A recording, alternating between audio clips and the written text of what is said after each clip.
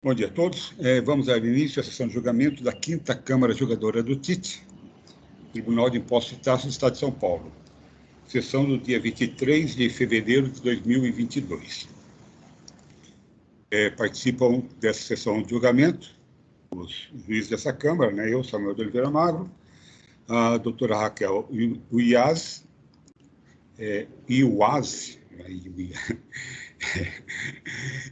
doutor Galderize Teles e doutor Mauro Tacalbrino. E participa como representante fiscal da Fazenda Pública o doutor Pedro Abraão. Dando início então à sessão de julgamento, vamos analisar o processo 41.22.887. Trata-se de recurso misto. O autuado é a Grano Cobre Indústria de Metais Limitada.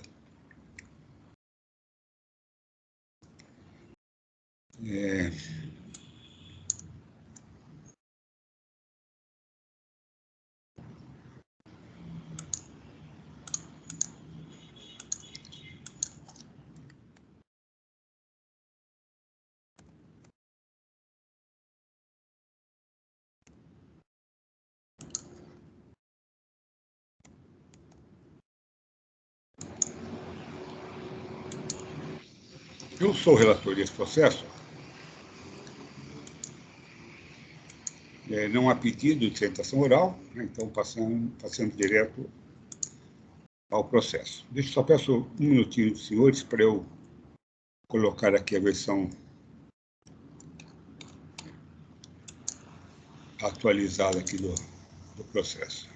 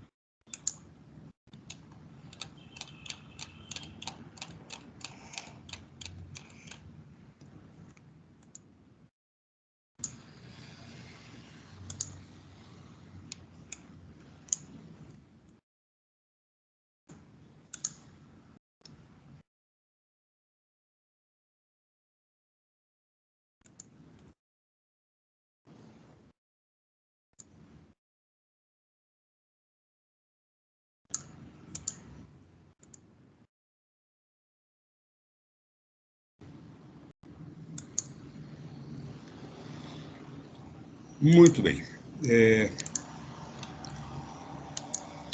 Vou olhar como ficou aqui a formatação. Tá ok.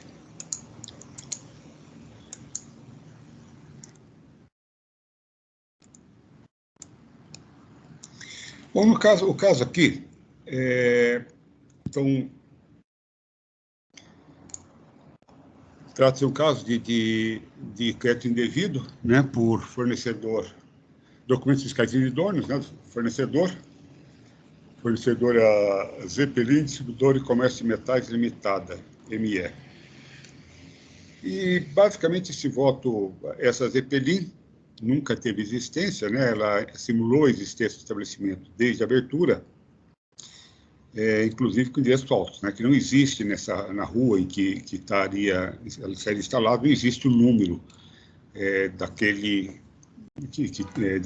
imóvel, né? Naquele logrador não existe aquele número, né?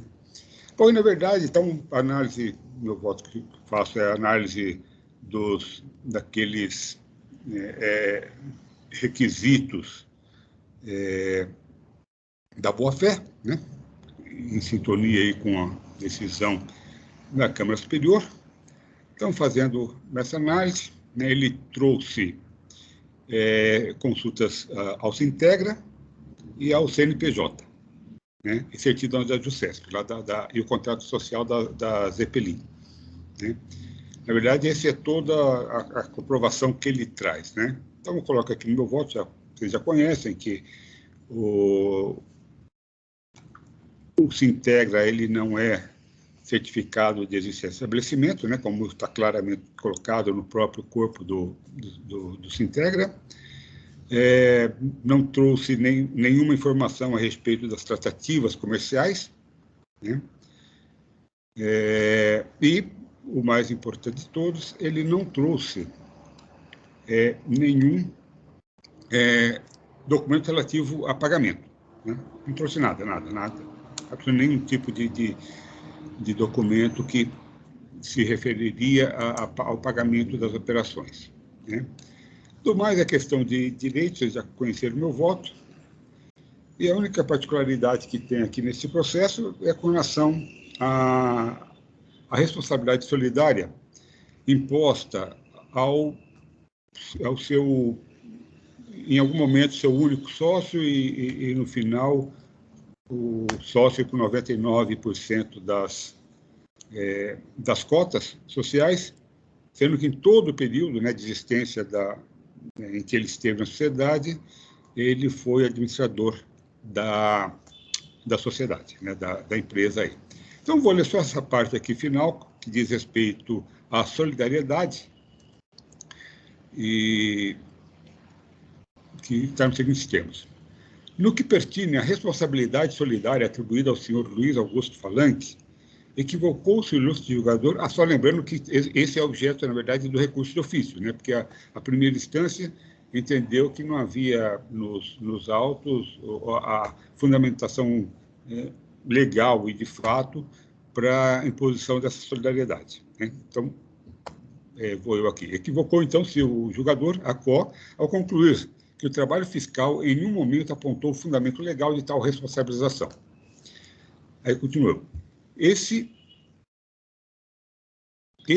né, ou seja, o fundamento legal, está claramente posto na observação número 10 no corpo do auto de infração, fundamentando a responsabilidade solidária no artigo 24 da portaria CAT 92 de 98, que apresenta a seguinte redação. E aqui eu transcrevo a redação, né, que ele fala aqui de alteração, baixa do CADESP, e só vou ler, então, o parágrafo 2º, né, que diz o seguinte: a solicitação de baixa, na hipótese prevista no caput, importa a responsabilidade solidária dos empresários, dos titulares, dos sócios e dos administradores no período de ocorrência dos respectivos fatos geradores. Aí continuo, então, eu. Da consulta ao CADESP, as folhas tais, e da ficha cadastral da JUSESP, observamos que a inscrição da autuada encontra-se baixada pela extinção voluntária da sociedade em 14 de fevereiro de 2017. Ao requerer voluntariamente a baixa da inscrição estadual da empresa, o senhor Luiz Augusto Falanque, único sócio e administrador da sociedade ao tempo das operações aqui discutidas, assumiu, por força desse dispositivo, a responsabilidade solidária sobre, aí eu transcrevo, né, que é os tributos, contribuições e respectivas penalidades decorrentes da falta de cumprimento de obrigações ou da prática comprovada e apurada em processo administrativo ou judicial de outras irregularidades praticadas pelos empresários, pelas pessoas jurídicas ou por seus titulares, sócios ou administradores. Continuo. Ademais, como bem apontou a representação fiscal em seu parecer de folhas tais, além do presente, foram lavrados outros 12 autos de infração contra a autuada por crédito indevido, em razão da inidoneidade do fornecedor, alcançando cifras milionárias, todos relativos a períodos em que sua administração estava a cargo do senhor Luiz Augusto Falanque. Como demonstrado acima, a autuada, sob o comando desse administrador, infringiu a lei tributária, atraindo para ele a responsabilidade prevista no artigo 135.3 do CTM. Por todo disposto, conheço de ambos os recursos, nego o provimento ao recurso ordinário e dou provimento ao recurso de ofício, para restabelecer a solidariedade imputada na inicial. Bom, senhores, esse é o meu voto. Coloco à discussão dos senhores.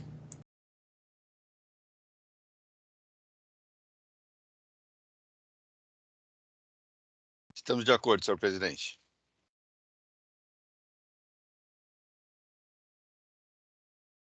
A princípio, eu vou acompanhar também. Presidente, uma dúvida. Em relação à responsabilidade, está bem pontuado, também estou de acordo, mas essa passagem da consulta do CADESP 236-239, informando a baixa da autuada em 17, anterior à lavratura do auto de infração.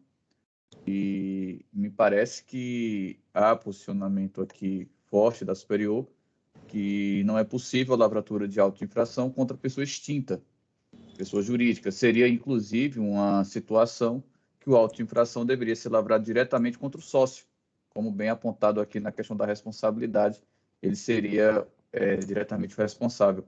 Eu queria só trazer essa ponderação para ver o posicionamento do presidente e dos colegas acerca dessa situação. Oderiz, realmente essa questão me chamou a atenção.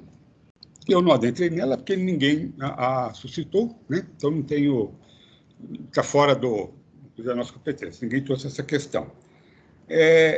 Mas, na verdade, há, sim, esse posicionamento, e eu não sei se há alguma jurisprudência nesse sentido aqui no TIT, né? Que ela tem sido meio errática, pelo menos até quando a última vez que eu analisei essa matéria, que eu analisei as decisões da Câmara Superior, ela tem sido meio errática, eu digo no sentido de sem uma direção certa, né? Então, dependendo da situação, em algumas vezes... bom, na verdade, a minha colocação aqui não tem sido... não é uma jurisprudência firme. De qualquer maneira, essa é uma maneira que depois, né, se colocada, a Câmara Superior vai ter que olhar. Particularmente, eu entendo que...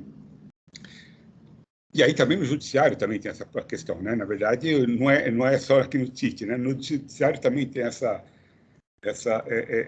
questão, e aí depende do juízo, né? Por isso que eu acho que o fiscal ele foi meio preventivo, né? Nesse sentido. Agora, sempre aquela questão, eu lavro contra a autuada e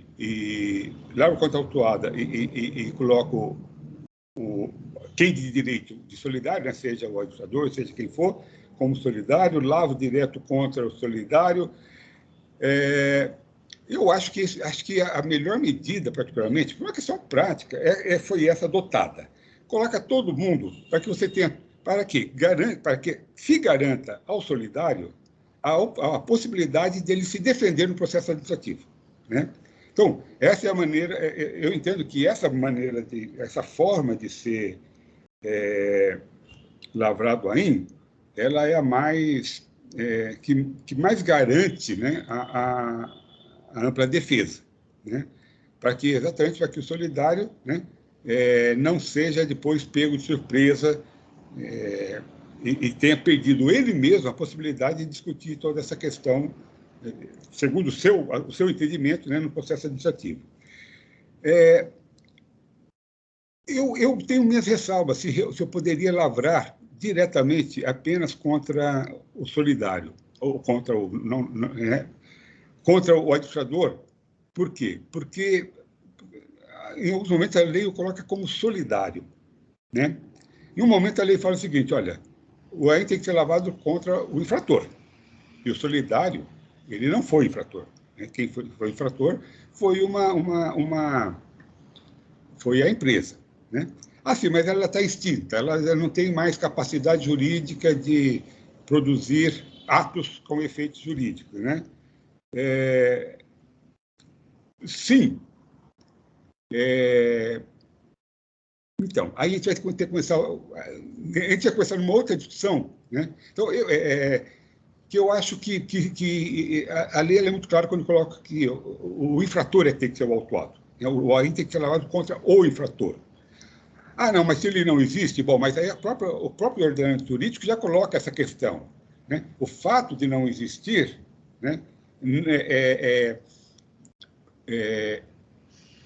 a empresa, né, a pessoa jurídica, a própria lei fala que a responsabilidade pelos atos de sua existência, ele fala né, que uma empresa extinta não é uma empresa inexistente, nem mesmo um fóssil é inexistente, né? Morreu o pterodátilo, mas os ossos deles estão ali para testemunhar alguma coisa, né? Então, Então, eu entendo que dessa maneira. Poderá ser uma... Por isso que eu coloco o seguinte, por toda essa... Eu acho que deveria ser contra a própria empresa, né? É um entendimento, né? E o fato de ela não existir, só coloca o seguinte, porque a autuação ela se reporta à legislação do fato gerador, a data do fato gerador. E na data do fato gerador eu tinha existência, né? Eu tinha tudo regular nessa empresa, né? Então, por esse motivo, eu vejo que deveria ser. Óbvio, uma CDA. Bom, a CDA depois ela vai ter que ser direcionada contra o sócio, né? Contra quem... Né? Então, particularmente no nosso caso específico aqui, prático do TIT, eu entendo que essa é a melhor maneira, né? Você traga todo mundo que você quiser trazer para que depois a CDA possa ser direcionada a quem o próprio juiz entender que seja a pessoa que vai responder por isso, né? Mas, assim, é o meu entendimento, né? Sei que tem um posicionamento contrário aqui, né? Sei que essa questão, né? Inclusive dentro de um próprio... não só dentro do próprio, como existem julgadores com uma posição errática com relação a isso, que tem um entendimento quando era uma situação X, tem outro entendimento quando é uma situação Y, sendo que o fato é o mesmo, né? Ou seja, a questão é o mesmo, lavrar contra a sociedade distinta ou não, né? Então, por essa questão, eu entendo o seguinte, que a Câmara parece que está firmando o entendimento nesse sentido que você colocou, de que de que deveria ter sido lavado direto, né, contra o solidário, mas eu acho que essa é a melhor maneira, porque são os dois ali, né? Então, porque uma coisa é certa, né? Mas se fala solidário, que exatamente são os casos que eu analisei, né, da Câmara Superior, né? Foi lavrado contra a empresa, né? E não foi trazido solidário. Aí cancela o AIM porque não podia ter sido contra a empresa. Faz contra o solidário, ele não traz a empresa. Aí cancela o AIM porque o solidário não foi o infrator. Entendeu? Nesse sentido de errático. Você tem o mesmo fundamento dando duas soluções absolutamente divergentes, né, dependendo da situação. Então, por essas e outras, eu tenho me mantido nesse entendimento aí. Eu acho que tem sido cada dia, aliás, tem sido bastante recorrente, né? Se vocês têm visto desse mandato anterior, né, agora, a quantidade de AINs consolidários tem sido bastante grande, né? Que era coisa bastante rara. Até uns 4, 5 anos atrás era muito raro você achar um solidário, né? Você achava um solidário nos casos de fraude, coisa assim muito, muito específica, né? Mas nessa situação, dessas outras situações aí estão sendo bastante comuns, e isso certamente vai definir, vai obrigar a Câmara Superior a uma definição de jurisprudência, né? Mas eu acho que ainda não está definida essa jurisprudência ainda. Eu acho que ela ainda vai ter que discutir a respeito ainda. Tá bom? Se me permite acrescentar alguns pontos, eu concordo. Acho que até a gente estava junto, né, Samuel, quando a gente julgou alguns casos disso. Eu também fiz a pesquisa no superior e realmente às vezes vai para um lado e ultimamente acho que tem sido a tendência ao contrário. Mas teve uma época que eles fizeram uma distinção que para mim eu acho que é fundamental, que era um auto de crédito indevido e falta de exibição de documentos. E aí acho que no voto da Vanessa, se eu não me engano, doutora Vanessa, ela falou o seguinte: quem cometeu o ato de crédito indevido foi a empresa. Já quem cometeu a infração de falta de exibição dos documentos foi o sócio, porque a empresa já estava baixada na época. Então, naquele auto, ela considerou que a acusação de crédito indevido tinha que ter sido contra a empresa e a acusação de falta de exibição teria que ser feita no sócio. Então, ela tomou a interpretação de que quem cometeu a infração que deveria estar ser autuada, né? E aí os demais no solidário, se fosse o caso. Então, eu também entendo desse jeito, não concordo muito com a superior de só analisar se a empresa está abaixada ou não, mesmo porque não tem sido critério de existência de crédito para aceitação da baixa. Então, por causa de um dia, se o contribuinte baixou um dia antes da autuação, não, né, seria erro de acusação, e um dia depois não seria. Para mim, o mais importante é realmente, que nem o Samuel falou, a possibilidade de defesa, né? E aí, na hora da inscrição, sim, da cobrança judicial, se for o caso, na citação, aí sim não faria sentido citar a extinta, né? Mas aí tanto faz se fosse uma lavratura com ela baixada um dia antes ou um dia depois. De qualquer jeito, não vai dar para citar a extinta na hora de fazer a inscrição. Então, assim, nesse caso, eu acho que, por um lado, a autuação, ao meu ver, está certa na empresa baixada, mas, de qualquer forma, eu entendo que, como o sócio está como solidário, na hora da cobrança, tanto faz, vai poder até cobrar do solidário primeiro, se fosse, dependendo do caso. Né? E só acrescentando uma coisa mais que eu me toquei aqui, é o seguinte, também tem uma própria questão do próprio... como é que eu posso falar que uma empresa extinta não... Se eu falar que uma empresa extinta ela não produz atos jurídicos válidos, então eu devo não conhecer do recurso dela, né? Porque ela entrou com recurso, ela está aqui nos autos, ela está aqui no processo, né? Entende? Então, me parece que as coisas não fazem muito sentido isso daí. Tanto que ela tem uma existência, sim, ela foi baixada, sim, ela não existe, mas ela continua produzindo atos, né? A própria presença dela aqui no processo está me falando que sim, né? Ela está aqui se defendendo, né? Ela não perdeu prazo, não nada. Mas não foi ela, foi o sócio, sim, claro, mas nunca foi ela, né? Ela nunca, uma empresa nunca faz nada, a empresa não tem mão, a empresa não tem pé, a empresa não compra, não vende, né? Alguém o faz por ela, né? Como continua fazendo agora, né? Então, por tudo isso, sim, eu continuo achando que a forma correta foi essa que foi colocada e até diria isso, né? Haveria a possibilidade de fazer a inversão. A inversão não faz sentido, né? De colocar a empresa como solidária, isso não faz nenhum sentido. Mas não colocar a empresa, eu acho que não colocar a empresa seria complicado, né? Seria juridicamente mais questionável do que colocar a empresa extinta, né? Muito bem, senhores. Ainda em discussão, alguém tem mais alguma questão? Presidente, agradecer as ponderações. Retirando a situação da discussão de mérito, né? Haja vista, eu entendo aqui que poderia sim haver uma lavratura diretamente em termos não de solidariedade, mas sim de responsabilidade, que são institutos diferentes, né?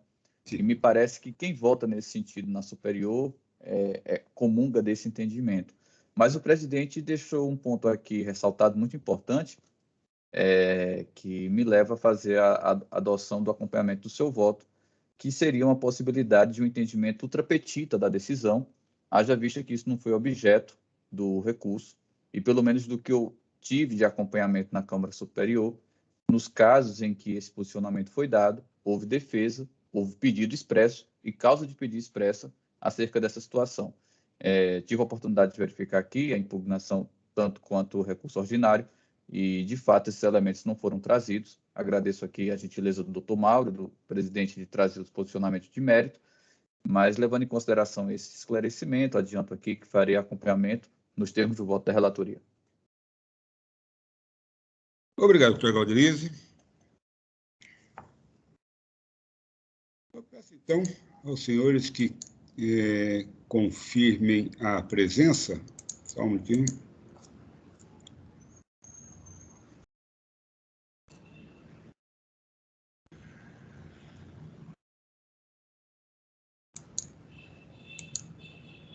Em votação.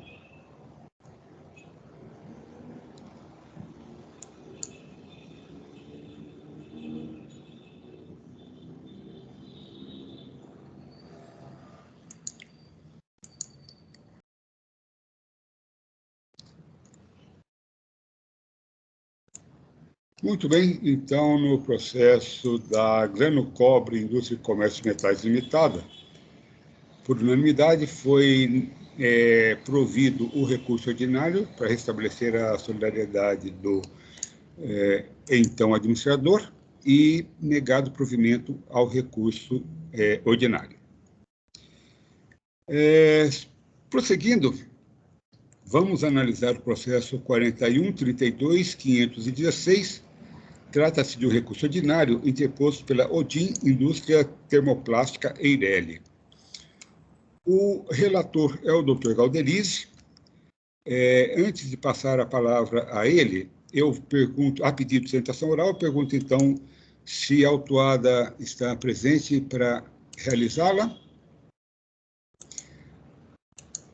Muito bem, então, solicitante ausente. Registrada que tem uma ausência do contribuinte para a realização da sustentação oral. Eu passo a palavra, então, ao Dr. Galderize Teles, para que ele leia e explique o seu voto. Dr. Galderize, fique à vontade. Obrigado, presidente. Eu vou fazer uma explanação, ficando aqui à disposição dos colegas da representação fiscal para qualquer esclarecimento que fuja do racional que eu vou apresentar. Um único item infracional é acreditamento indevido. Estamos aqui, mais uma vez, diante de uma situação clássica de documentos fiscais desclassificados.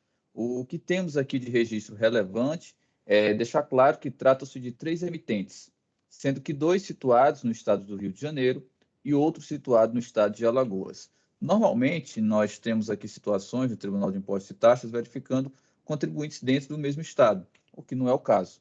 Por essa razão, eu já deixo aqui claro que existe aqui uma verificação de linguagem competente jurídica para demonstração de inexistência da verificação in loco desses estabelecimentos, 2 no estado do Rio de Janeiro e 1 no estado de Alagoas, o que foi feito através de ato de cooperação entre as secretarias de Fazenda. Deixo aqui o registro desses ofícios que deixam claro a competência para que essa verificação in loco fosse realizada. Esse auto de infração, ele retrata uma operação que foi designada como forasteiro. Essa operação visava a identificação de simulação de operações visando aí um benefício econômico em relação à não cumulatividade do ICMS, ou seja, a venda em relação aos créditos oriundos de operações interestaduais, sendo que os adquirentes dessas mercadorias, em tese, estavam negociando com emitentes que não existem. No presente caso, foi verificado que as empresas Era e Pargo estavam situadas no mesmo endereço, uma sala comercial, que mudava apenas a numeração da sala. Foi trazida, inclusive, foto da diligência que foi realizada em loco. Por sua vez, a emitente Fábio, situada no estado de Alagoas, estava também em loco, não compatível com o volume de operações que ali foram realizadas. Portanto, as 3 empresas aqui, pela diligência que foi realizada, não foram verificada a existência de fato e muito menos uma capacidade de realizar o volume de operações que aqui foi identificado. Como se trata de uma situação de desclassificação de documentação fiscal, a análise se dá em termos de situação de boa-fé. E nem impugnação e nem recurso ordinário houve aqui demonstração de provas, de modo que provas em relação à efetividade das operações apenas foram identificadas no momento de respostas a notificações. Então, é sobre esse rol de documentação que eu repusei a minha análise, mesmo que em sede de impugnação em recurso ordinário não terem sido objetos de afirmação por parte do contribuinte, como meu sentido deveria ser. Analisando aqui a boa-fé, eu já adianto uma situação: os pagamentos foram realizados posterior à notificação de aclaramento dessas operações, ou seja, não existem pagamentos realizados à época da operação. Os pagamentos se deram posterior ao recebimento de notificação para a comprovação aqui do contribuinte, um ponto que, em meu sentir, já afasta aí um dos requisitos necessários. Ainda em relação a pagamento, eu traço aqui algumas tabelas em relação a cada emitente, são 3, fazendo colunas relacionando a nota fiscal, o período dessa nota fiscal, o valor do pagamento e a forma desse pagamento. Destaque que alguns pagamentos, inclusive, foram realizados em cheques e não trazem aqui a necessária microfilmagem para verificarmos se houve ou não, de fato, o desembolso econômico dessa quantia. Destaco ainda, por fim, que existem aqui alguns documentos que são documentos auxiliares de conhecimento de transporte eletrônico. Esses documentos eles não possuem via assinada do motorista no verso da nota fiscal, também não tem indicação dos veículos de transporte, ou modelos e placas, e em muitas partes dos documentos que foram trazidos dessa nomenclatura estão ilegíveis, não se prestando, portanto, para uma análise e afirmação da efetividade das operações. Em relação aos outros requisitos, que mencionam aqui por uma questão apenas de fechar o racional, haja vista que a necessidade é cumulativa dos requisitos, e um não sendo atendido já é suficiente, eu registro que, em relação à declaração de inidoneidade, não é o caso aqui típico, né, de se verificar. O fisco paulista não tem essa competência de declarar inidôneo contribuinte de outro estado, mas se verificou a inexistência de estabelecimento, por isso fiz a análise da boa-fé. Comprovação de adquirente verificar se regularidade fiscal, posicionamento, acho que é o primeiro caso de inidôneo que eu trago aqui para a Câmara, então já deixando aqui ele registrado. Tenho aqui em meu sentir que essa verificação com a existência de nota fiscal eletrônica pela portaria CAT 162/2008 é elemento suficiente. E as tratativas, existem sim alguns e-mails, existem assim alguns documentos, mas todos produzidos de forma unilateral, o que não seriam aqui suficientes para afastar essa situação da boa-fé. Os demais argumentos, presidente, demais membros da Câmara, multas, juros, efeito confiscatório da multa, por uma delimitação do que nos é possível aqui conhecer e determinar, eu não confiro diferimento a eles. Então, por essa razão, eu estou conhecendo das alegações, mas negando o provimento. É nesses termos que o voto será registrado agora, presidente, fico aqui à disposição. Obrigado, doutor Galderize. Processo em discussão. Estamos de acordo, senhor presidente. Eu vou acompanhar também. Eu também acompanho. Doutor Galderize, também já tive acesso ao voto e concordo plenamente com o senhor. E então, a pessoa que proceda ao registro do voto e aí nós damos continuidade. Peço licença, doutor Galderize, quando o senhor coloca, eu vou pegar um copo d'água ali, porque o calor hoje está danado. Então,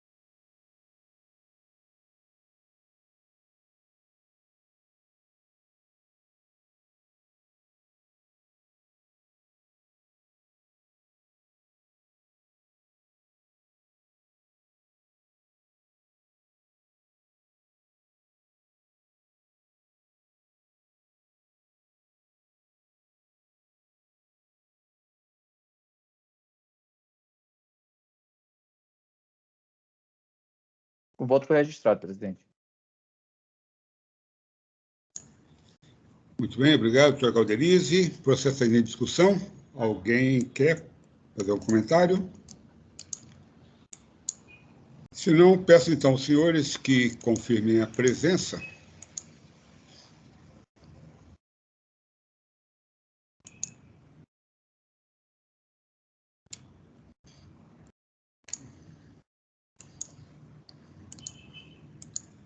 Em votação.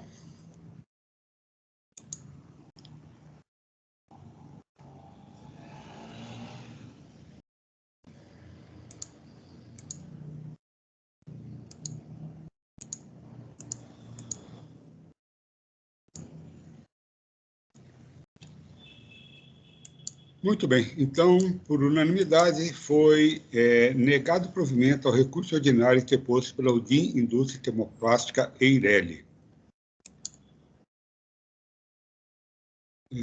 Só um minutinho aqui, ó.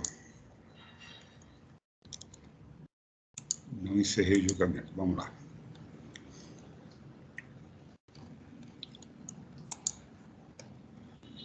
Bom, dando continuidade, então, vamos analisar o processo 41.33.712. Trata-se de um recurso ordinário interposto pela drogaria Delta Pharma Eireli. A relatora desse processo é a doutora Raquel. Doutora, como não há pedido de sustentação oral, eu passo a palavra, então, à doutora Raquel para que ela leia ou explique, como preferir, o seu voto. Doutora Raquel, fique à vontade. Obrigada, presidente. Vou fazer aqui a leitura do relatório. Trata-se de auto de infração baseado em 3 acusações fiscais. As 2 primeiras dizem respeito ao não recolhimento do ICMS-ST, por não terem sido recolhidos, em razão do ICMS não ter sido recolhido, em desacordo com o artigo 426-A. E a terceira acusação fiscal diz respeito à não exibição do livro Registros de Entradas, né? Então, apenas uma multa pela não apresentação do livro. Intimado, o contribuinte apresentou defesa contestando as exigências. Contudo, o julgador monocrático não acolheu os argumentos e julgou procedente o lançamento. A fim de obter a reforma da decisão recorrida, o contribuinte interpôs recurso ordinário, alegando em síntese que constatou-se haver erro na base de cálculo utilizada pelo fisco ao determinar o montante do ICMS-ST devido no período fiscalizado. O agente fiscal apurou que o recorrente deixou de recolher o ICMS-ST no importe de R$ 592.239,10. Porém, no procedimento fiscalizatório requeriu tão somente os livros fiscais de entrada para tal finalidade. O corretor, ao utilizar tão somente os livros fiscais de entrada das mercadorias, não considerou o valor efetivo das operações quando da saída do estabelecimento, venda ao consumidor final. Por erro na base de cálculo utilizada, pois a autoridade fiscal não somente utilizou os documentos fiscais de entrada, sem, contudo, considerar os valores efetivos de vendas das mercadorias ao consumidor final. Por tais fatos e pelos mesmos fundamentos, deve ser reconhecida e declarada a nulidade do item 2, por vício material. Outro argumento é nulidade por erro na capitulação legal da multa aplicada. No procedimento fiscalizatório, a recorrente deixou de atender à notificação do fisco e entregar os livros fiscais de entrada no período de janeiro de 2016 a agosto de 2017. O agente fiscal, na conclusão dos trabalhos e elaboração do seu relatório circunstanciado, não expôs com clareza as motivações que o levaram a aplicar a multa qualificada da linha L, inciso 1 do artigo 85 da Lei 6374. Fato é que não foi possível determinar se a qualificadora se deu simplesmente pela falta de entrega dos livros fiscais ou se entendeu que não houve a escrituração fiscal no período, mesmo com a regular emissão dos documentos fiscais que acobertaram as operações. Alega ainda erro na base de cálculo utilizada para a aplicação da multa pela falta de apresentação dos livros fiscais no período de janeiro de 2016 a agosto de 2017, em razão de não ter sido descontado o ICMS da própria operação de compra das mercadorias. E, por último, alega a aplicação do princípio da consunção. Segundo ele, é sabido que o TIT tem admitido a absorção da pena menos relevante pela de maior grau lesivo. Não diferente do presente caso, a multa aplicada neste item guarda relação direto com o item 2, vez que relacionada aos mesmos documentos fiscais, sendo esta, item 3, menos gravosa que a do item 2. E aqui eu volto para o relatório. A douta representação fiscal apresentou contra-razões e pugnou pelo não provimento do recurso. Este é, em síntese, o relatório, presidente. Sigo direto na leitura do voto? Posso seguir? Sim, doutora Raquel, pode prosseguir. O recurso ordinário preenche os requisitos de admissibilidade e, por isso, dele toma conhecimento. Em suas razões recursais, o recorrente não refuta a ocorrência das condutas indicadas nas acusações fiscais. Apenas suscita a nulidade do lançamento por entender que teria havido erro na apuração das bases de cálculo indicadas nas planilhas anexo 1A e anexo 2A, tanto em relação aos valores apurados a título de ICMS-ST, como em relação às multas aplicadas. De acordo com o recorrente, o senhor agente fiscal considerou apenas os registros do livro de entrada, tendo deixado de considerar o valor efetivo das operações, quando das saídas das mercadorias, venda ao consumidor final. É notório que os argumentos constantes do recurso ordinário são novidadeiros e se distanciam daqueles indicados na defesa apresentada em primeira instância. Diante dessa relevante alteração da linha de defesa, o recorrente deveria ter robustecido o seu recurso com provas do suposto erro das bases de cálculo, quer por planilha e ou memória de cálculo, quer por laudo pericial. A bem da verdade, todas as provas deveriam ter sido apresentadas de pronto, juntamente com a defesa, nos termos do artigo 19 e 22 da Lei 13.457 de 2009. E aí eu transcrevo os artigos 19 e o 22.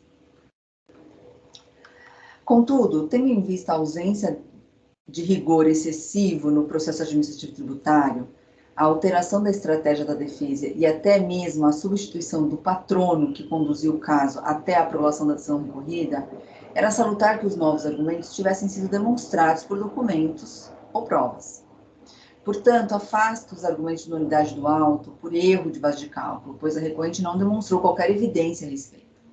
Também deixo de acolher o argumento de nulidade do auto por suposto erro de capitulação da multa prevista na linha L, inciso 1 do artigo 85 da Lei 6374, indicada no item 1, 2 do auto.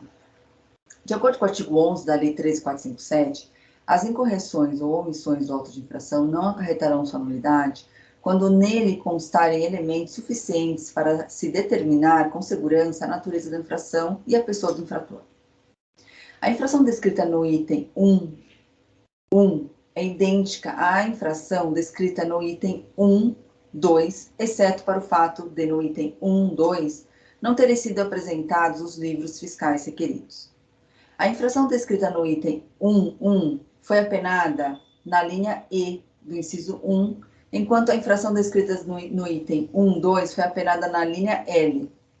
Tal diferenciação se deu em razão de o recorrente não ter apresentado os livros registros de entradas. Segue abaixo a redação do dispositivo aplicado, e aí eu transcrevo o dispositivo.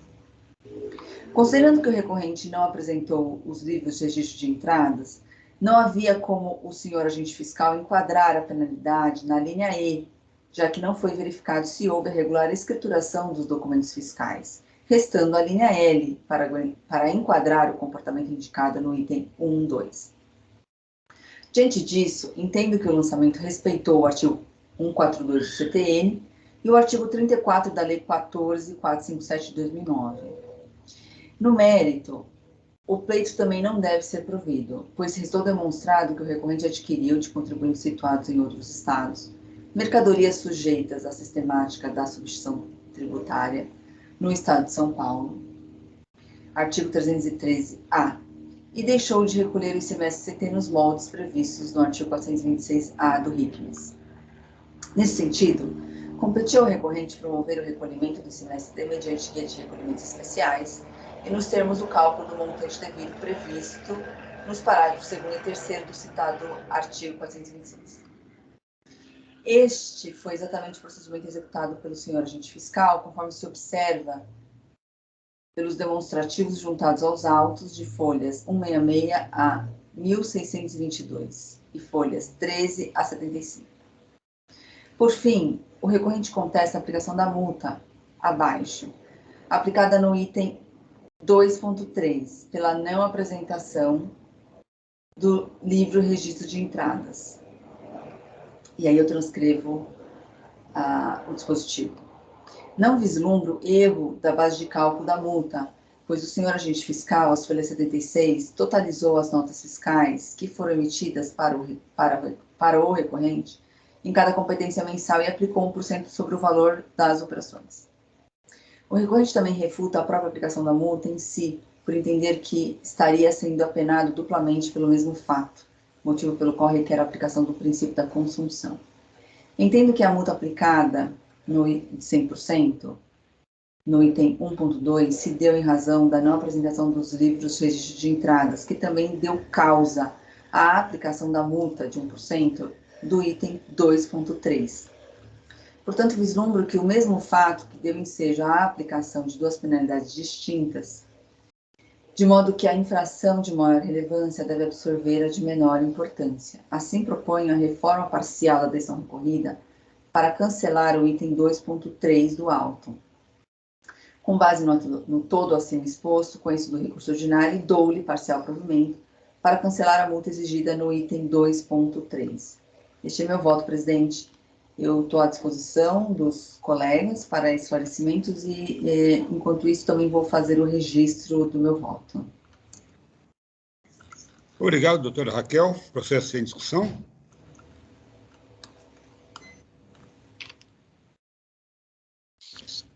Senhor presidente, eu gostaria de manifestar no seguinte sentido. Eu redigi agora rapidamente uma manifestação, caso não haja nenhuma preferência em sentido contrário. O nosso entendimento é que, conforme já esclarecemos nas nossas contrarrazões, ser dito que o princípio da construção ou absorção tem aplicabilidade quando uma das condutas for meio para a preparação, execução ou exaurimento da outra infração. Então, no caso aqui, a gente tem o item 2 como falta de pagamento de ICMS-ST, por causa das operações interestaduais, né, que estavam sujeitos à substituição tributária. Esse é o item 2. E o item 3 é falta de apresentação de livros fiscais. Então, não é porque ele não apresentou o livro fiscal que ele necessariamente deixaria de pagar o ICMS-ST, e da mesma forma, não é porque ele deixou de pagar o ICMS-ST que ele deixaria de apresentar o livro fiscal. Então, o que acontece? O fato de ser utilizada uma sistemática de cálculo que leva que levou em conta o fato dele não ter apresentado o livro fiscal, isso não faz com que ocorra a absorção, no sentido de que a outra infração é absolutamente independente e não há liame entre as duas infrações do item 2 e do item 3 de forma alguma. Então, eu redigi uma pequena manifestação aqui. Caso não haja um voto de preferência, eu vou pedir ao senhor presidente para deixar registrada essa minha manifestação. Obrigado, senhor presidente. Obrigado, doutor Pedro. Concordando com a sua tese, eu acompanharei a doutora Raquel, porque, no caso aqui, sim, é claro que eu não precisaria, para eu determinar a base de cálculo do ICMS-ST, tanto que ele o fez com base nas notas fiscais, é que eu preciso, né? Que o contribuinte fala lá, mas ele não viu as minhas saídas, tal. Bom, não preciso ver suas saídas, né? Não tem nada a ver com suas saídas, a AST, tem a ver com suas entradas. Então, realmente era suficiente o que ele fez. Mas, ao segregar esses dois itens, né? Aqueles em que o ST relativo às operações registradas separadas das ICMS-ST das operações não registradas, né? Eu tenho aí que o não registro, né? O não registro é a causa, é o motivo do item 3, né? E o não registro foi alcançado como? Pela não apresentação do livro de registro, né? Não necessariamente não sabe se foi registrado ou não, né? Não foi apresentado o livro, então pressupõe-se não registrados, né? Não escriturados regularmente.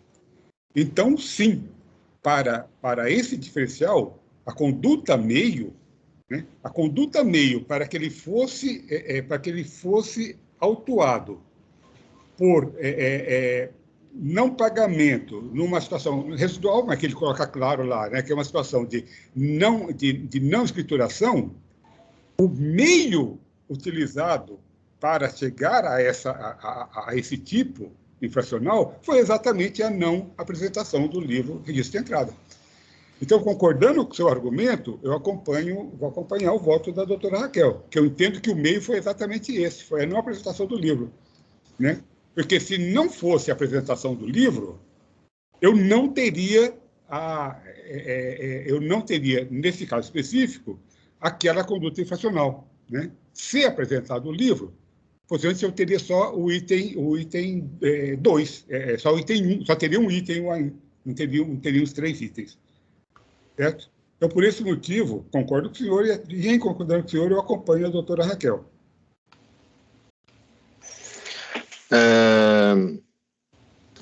Eu não concordo muito com essa teoria do meio e fim, eu acho que isso é uma coisa mais para o penal, mas acho que o Pedro está falando, na verdade, é o meio para praticar a infração, não o meio que a fiscalização utilizou para descobrir a infração, né? Porém, aqui eu acho que eu concordo com a doutora Raquel também, porque a falta de exibição aqui ficou meio residual em relação à infração mesmo. Eu acho que está englobada realmente na questão da falta de pagamento. Então, eu vou acompanhar.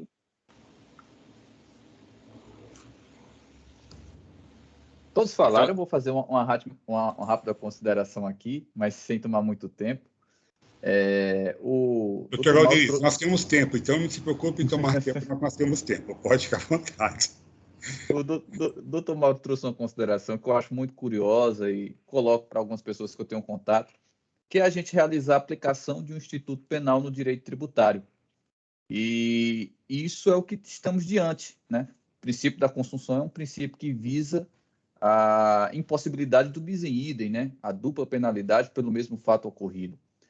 E a jurisprudência do tribunal vem caminhando nesse sentido, no meu sentir, inclusive até de forma vanguardista, como fez em outras situações, como a isenção do stand, como o próprio reconhecimento da não incidência de ICMS para e-books, e acho que de forma positiva, quando se verifica no âmbito administrativo, reflexões dessa natureza.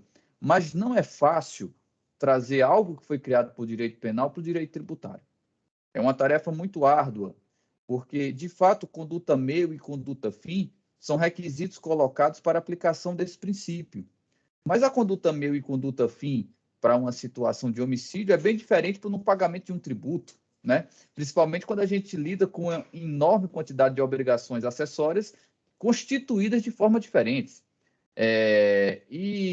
Apenas aqui para fechar o racional, me parece que no presente caso, o presidente foi muito feliz ao concluir o raciocínio que, para a lavratura do presente lançamento fiscal, foi sim conduta meio e conduta fim. Eu escuto muita discussão se eu poderia lavrar se eu não houvesse esse item. Poderia. Mas isso não é conduta meio ou conduta fim. Conduta meio e conduta fim, quando a gente fala de consunção, é para aquele ato que foi praticado. Então, no presente caso, haveria a possibilidade de existir o outro item se não houvesse a questão dos documentos fiscais? Me parece que não. Então, por essa razão, presidente, fazendo uso aqui do tempo de todos um pouco, eu já externo aqui que eu irei fazer, sim, um acompanhamento nos termos do voto da doutora Raquel.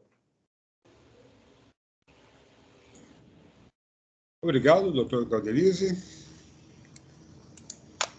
Doutora Raquel, já está registrado? Já restou o voto, né? Então...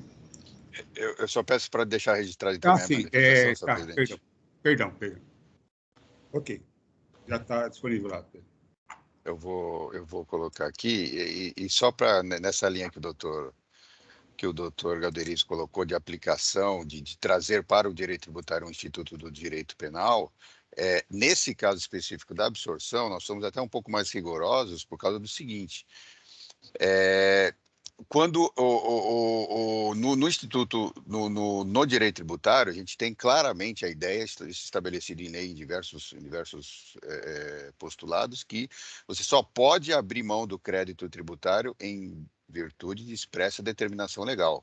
E no caso da absorção, existe uma expressa determinação legal de quais são os itens que não podem ser absorvidos. Então, em função disso, você fica claro que você só pode abrir a mão do crédito tributário nesses itens expressamente previstos pela legislação. Em mais nenhum outro você pode abrir mão da cobrança do crédito tributário. Então, nesse caso, quando se traz o princípio da absorção para cá e você faz uma divagação, vamos dizer assim. Será que um tem a ver com o outro? Será que um é conduta meio e outra é conduta fim, e assim por diante? Isso é absolutamente irrelevante. Por quê? Porque você só pode abrir mão do crédito tributário se houver expressa determinação legal. E existe expressa determinação legal de quais são os itens em que você pode abrir mão da cobrança, ou seja, quais são os itens em que há a absorção. Então, nesse sentido, para nós é muito claro que o caso desses autos, como o caso de vários outros autos, se não estiver expressamente previsto na legislação quanto aos itens que podem ser observados, naturalmente, não caberia nem discussão, não pode ser feita a absorção e ponto, é assim que determina a legislação. Mas, enfim, a gente sabe qual é a jurisprudência determinante do tribunal aí, e aí caso a caso, o pessoal faz essa análise. Mas, enfim, senhor presidente, já registrei minha manifestação, eu agradeço pela oportunidade. Obrigado.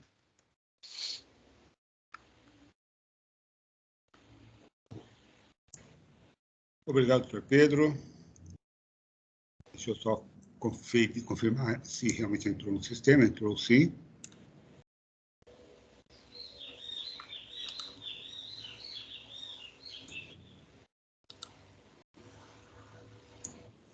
Muito bem, ainda em discussão?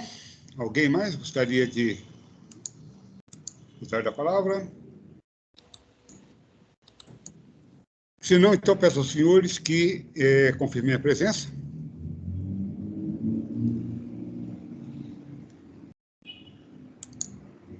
Em votação.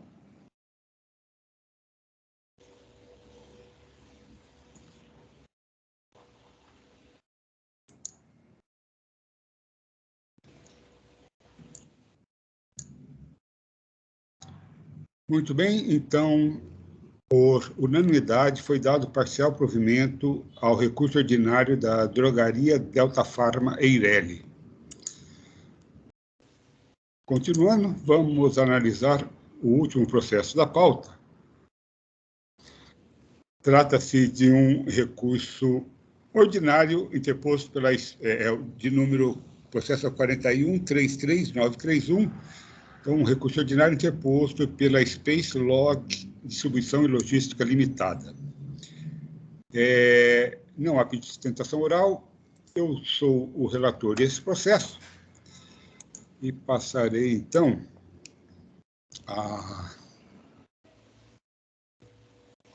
Bom, eu vou ler o voto, para que eu me lembre de, eventualmente, alguma questão que tenha ficado... Bom, vamos lá. O acusado trata-se de apenas uma acusação, que é de deixar de pagar ICMS de janeiro de 2015 a janeiro de 2016, conforme descrito no relatório circunstanciado, em anexo, e apurado por meio de levantamento fiscal realizado com fundamento no 509 do RICMES. Bom, na verdade, então, essa empresa Space Log, o que está sendo discutido aqui nesse AIM, ela presta também, né, o serviço, além de serviço de transporte e tudo mais, ela presta serviço de depósito, né, para algumas empresas. E aqui está se discutindo exatamente as relações, né, as operações de recebimento e devolução, né, de bebidas, né, principalmente bebidas de um determinado contribuinte do Estado, né, em que o fisco apurou, então, por meio do levantamento fiscal, os recebimentos, né, as entradas de mercadorias vindas da Red Valley, Comércio de Bebidas Limitada, ME, e as saídas, né, dentro do período aí, né? E foi detectado que o volume de saídas é muito inferior ao volume de entradas. Onde se concluiu, obviamente, que o depositante, desculpe, o depositário, né, a autuada, ela deu saída, né, nessas mercadorias à margem da tributação, né? Eu acho que eu vou ler aqui, e vai ter aqui uma discussão. Então, obviamente, primeiro, O primeiro argumento do contribuinte é de que ela presta serviço de depósito e, portanto, sujeita ao ISS, não sujeita ao ICMS, né? E, então, aí eu começo com essa questão, né? Potencialmente que nenhum imposto está sendo exigido sobre a prestação de serviço de armazenagem. Como bem apontou a recorrente, sobre estas prestações não incide ICMS, mas o imposto municipal. A exigência fiscal recaiu sobre a saída de mercadorias por ela promovidas sem o pagamento do imposto devido. O levantamento efetuado pelo fisco, baseado nos livros fiscais do próprio contribuinte, demonstra que parte das mercadorias recebidas para armazenagem de janeiro de 2015 a janeiro de 2016 não retornaram ao estabelecimento depositante. Do confronto dos livros registro de entradas e registro de saídas, a autoridade autuante identificou uma diferença de levantamento fiscal, observando que o montante de entradas originadas na Red Valley Comércio de Bebidas era muito superior ao volume a ela devolvido. Como as informações de inventário constantes em sua FD apontam a inexistência de estoque de mercadorias de terceiros em seu poder em todo o período, resta inequívoca a conclusão de que todas as mercadorias recebidas para armazenagem saíram, todos os serviços para armazenar,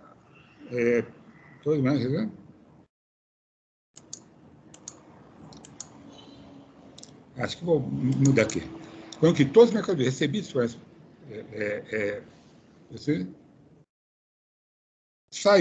saíram do depósito da autuada. Parte delas retornaram ao estabelecimento depositante, em operações consideradas regulares no levantamento fiscal e deduzidas do montante das entradas. No entanto, cotejando os valores isentados para armazenagem e os retornos escriturados, o fisco identificou uma diferença relativa a mercadorias que não retornaram ao depositante, mas que saíram do estabelecimento depositário. Essa diferença se refere a operações de saída de mercadorias realizadas pela autuada, mas não registradas em seus livros fiscais, ou seja, à margem da tributação. Essa é a correta conclusão do trabalho fiscal. O levantamento efetuado pelo fisco é suficiente para comprovar a ocorrência do fato sujeito à hipótese de incidência de ICMS.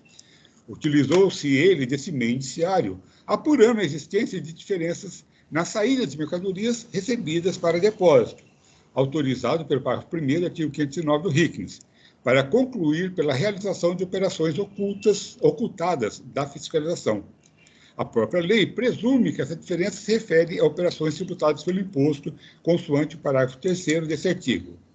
Temos aqui uma presunção iuris tantum, e, assim, cabia ao fisco provar tão somente o fato presuntivo, previsto na lei, que é a diferença de levantamento. As fichas e relatórios produzidos pelo agente fiscal comprovam a existência de diferença de levantamento, que essa diferença se refere a operações tributadas pelo ICMS, se presume por determinação legal. Corretas assim, a autuação lavrada e a penalidade imposta. Demonstrada a legitimidade da exigência fiscal, afasto a alegação de decadência do crédito tributário constituído na inicial, tendo em vista o transcurso do prazo de 5 anos de ocorrência dos fatos geradores. Para sustentar sua alegação de decadência, a recorrente se fundamenta nas datas de emissão das notas fiscais de remessa de mercadorias pela Red Valley, que é depositante. Os fatos que ensejaram a exigência de ICMS inicial não são essas remessas para armazenagem, que constituem entradas no estabelecimento autuado, mas as saídas das mercadorias depositadas que dele saíram, mas não em retorno real ou simbólico ao estabelecimento depositante. Essas operações de saída promovidas pela autuada, à margem da tributação, é que constituem os fatos geradores do ICMS. O momento em que efetivamente ocorreram foi ocultado do fisco. Por isso, consideram-se ocorridas no último dia do exercício objeto do levantamento fiscal. No caso em análise, a data de ocorrência dessas operações de saída é 31 de dezembro de 2015. E mesmo que se considerasse aplicável a regra do parágrafo 4º do artigo 150 do CTN, o fisco teria, pelo menos, até 31 de dezembro de 2020 para constituir o crédito tributário a elas relativo. O fez antes dessa data, restando perfeito o lançamento tributário. Ademais, ainda que assim não fosse, ao caso se aplica a súmula 15 de 2020 do TIT, que firmou o entendimento vinculante de que, nas autuações originadas da falta de pagamento de imposto apurado pelo levantante fiscal, nos termos do artigo 509 do RICNES, aplique-se a regra decadencial do artigo 173.1 do CTN, devendo ser considerado o termo inicial da contagem de prazo decadencial de 5 anos, o primeiro dia do segundo exercício após aquele objeto do levantamento fiscal. Aí que eu falo depois do caráter confiscatório da multa, que eu afasto, e no tocante aos juros de mora, eu aplico a súmula 10 do TIT. Então, pelo exposto, conheço do recurso ordinário e nego-lhe provimento, mantendo na íntegra a decisão recorrida. Senhores, esse é o meu voto. Peço apenas um minuto dos senhores para que eu edite aqui uns errinhos de português que eu detectei aqui na leitura. E o processo, então, está em discussão? De acordo, senhor presidente. Vou acompanhar. Também faria acompanhamento, presidente. Eu também acompanho, presidente.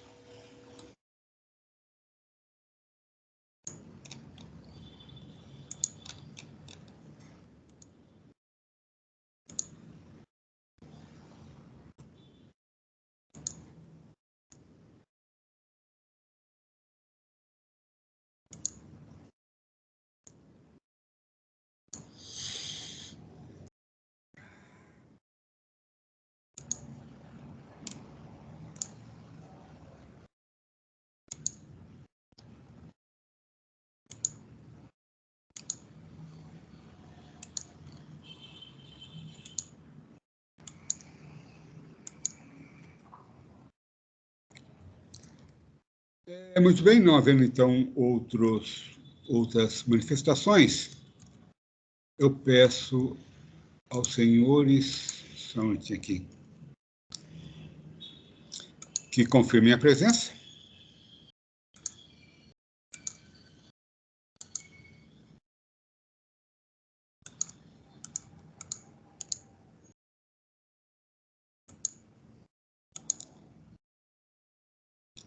Em votação.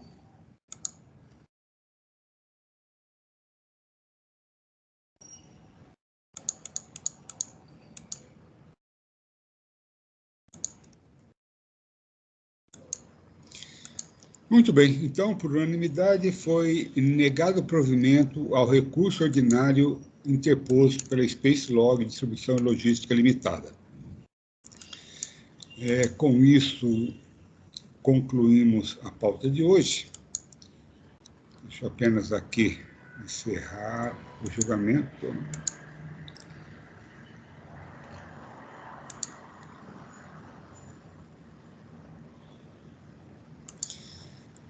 Bom, então, só confirmar aqui o encerramento da sessão. Ok. Encerrada. Agradeço, então, a presença e a participação dos senhores na sessão de julgamento e dou por encerrado, então, a sessão de julgamento da 5ª Câmara Julgadora do TIT, sessão do dia 23 de fevereiro de 2022. Peço, então, ao Oswaldo que interrompa a gravação.